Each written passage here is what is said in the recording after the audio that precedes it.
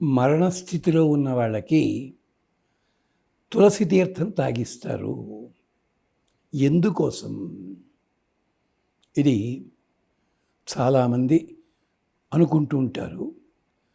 మరొక విశేషం ఏమిటో తెలిస్తే ఆశ్చర్యపోతారు. అది ఏమిటి అంటే, మరణస్థితికి వచ్చారు అంటే మింగుడు పట్టలేదండి అంటారే హాస్పిటల్స్లో, అలాంటి దానికి. తులసి తీర్థం దేనికి?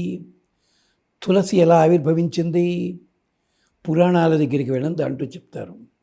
బ్రహ్మవైవర్త పురాణంలో తులసీ మహాత్యం ఉంది. ఆ తులసిని గౌరవించే ఒక శ్లోకం ఉంది. తులసి అమృత జన్మాసి సదాత్వం కేశవప్రియే కేశవార్థం లుణామిత్వం వరదాభవ శోభని.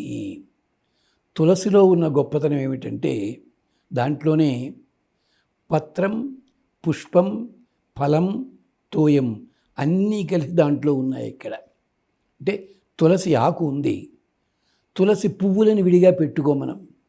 అలాగే తులసి ఆకు లోపల నీరు కనీసం 20-25 రోజుల దాకా ఉంటుంది. అలాగా దానికి పండు లేదుగా, తులసి పండే ఉండదు కదా.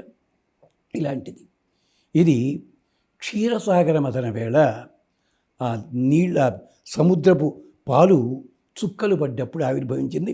తులసి అనే అమ్మాయి ఉంది, ఆ కథంతా వేరే ఉంది. ఇలాగ తులసి అమృత జన్మాసి, శ్రీ మహావిష్ణువుకి చాలా ప్రీతిపాత్రం అది.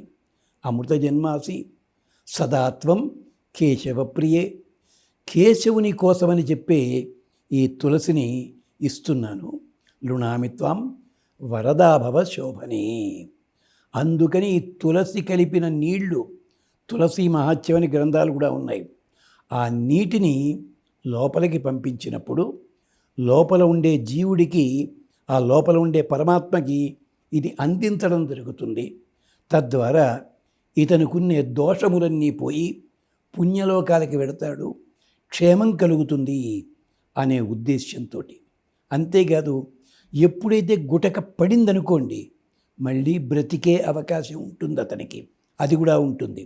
అందుకోసం అని చెప్పి తులసి తీర్థాన్ని 2 రకాల ఉభయ విధాలుగా కూడా ఇస్తుంటారు.